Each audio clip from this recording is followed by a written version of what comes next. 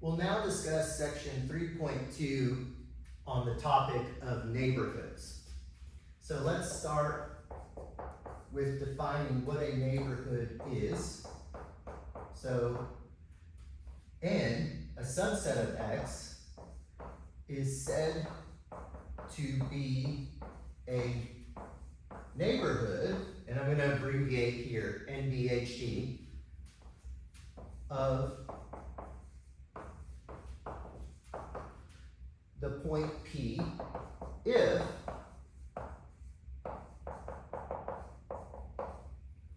there exists an open set U with P element of U, which is a subset of N. So let's look at an example. So the interval 0, 1 is a neighborhood of the point P equals 1/2, since we can find an open set inside of this set containing the point here, right? This is open.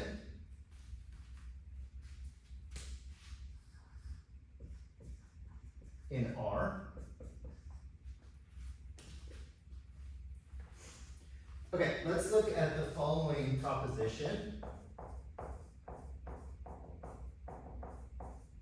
And this is 3.2.6, and this is found on page 81 of the text. So let A be a subset of X. A point X is a limit point of A if and only if every neighborhood of X contains a point of A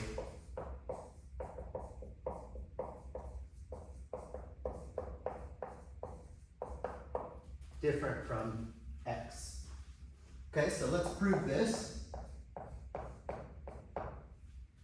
here. So again, this is an if and only if statement, so we'll do the forward direction. So we're going to assume X is a limit point, and we're going to argue that every neighborhood contains a point of A different from X. So we're going to look at that intersection. So let X be a limit point of A. And now let N be a neighborhood of X. Then there is an open set U with X and U subset of N. And this is the definition of being a neighborhood here, but U is open and X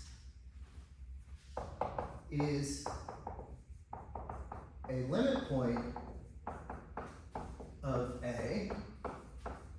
So U intersect A contains at least one point other than X, and let's just call it Y here. So y is an element of U, but U is a subset of N, hence y is an element of N, showing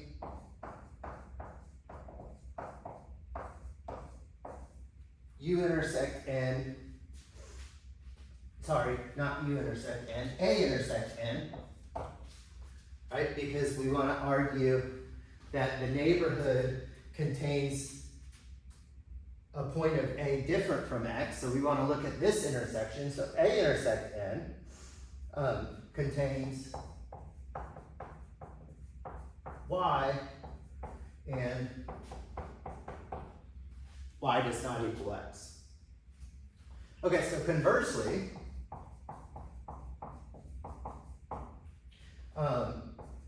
we want to show X is a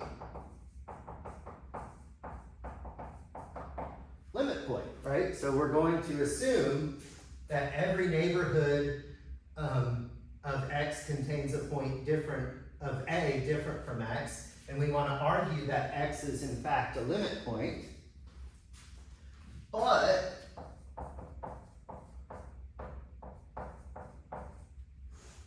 we know every set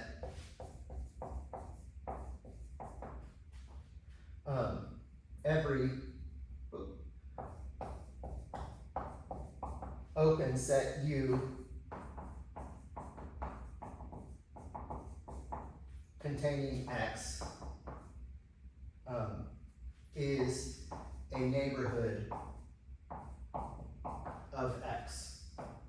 So by our assumption,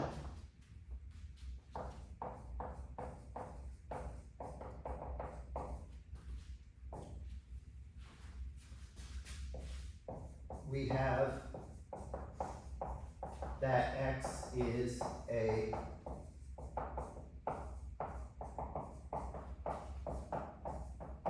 limit point of A.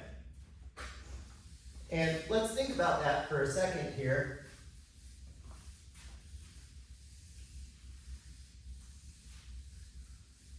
And if it's not clear, let's write it down. But this is because, let's make the following note. For every open set U, right, if U is in topology, U is a neighborhood for each point P in U, since P is in U, and it's a subset of itself, right? So open sets by default are neighborhoods of their points. So that's what we're saying here, right? We're assuming that every neighborhood, well, U is a neighborhood, so therefore it has to hold true. We get the following result from this proposition, corollary 3.2.9, and this is found on page 82. U is an element of tau, so U is open if and only if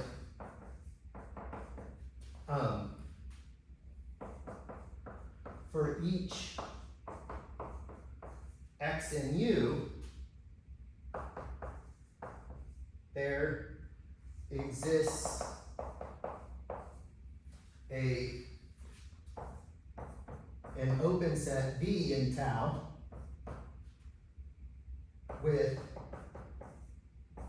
X in V, which is a subset of U. And in the last section, I said we were going to prove that the complement was open using this, but I forgot we hadn't stated this yet here. So instead, what we did was we wrote the complement as a union of open sets, which is therefore open here. But now we have this. So a set is open if we can find an open set around every point that's still contained in the set. Here. So let's just kind of make a remark here. This provides a useful test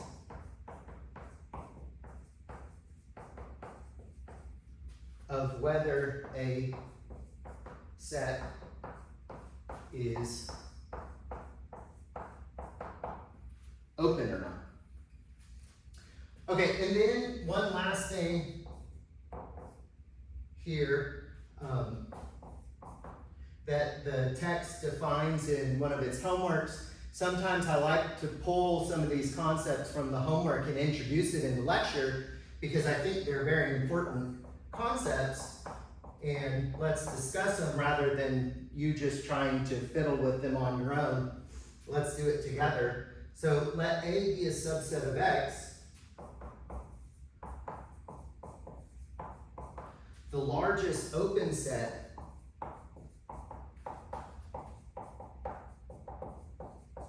contained in A is called the interior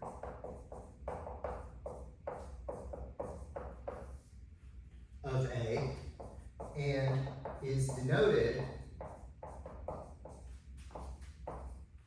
by int of A. And we can think of this as the following here. If we want it to be the largest open set, then what we can do is union all of the open sets that are contained in A. So what I can do is I can take every single open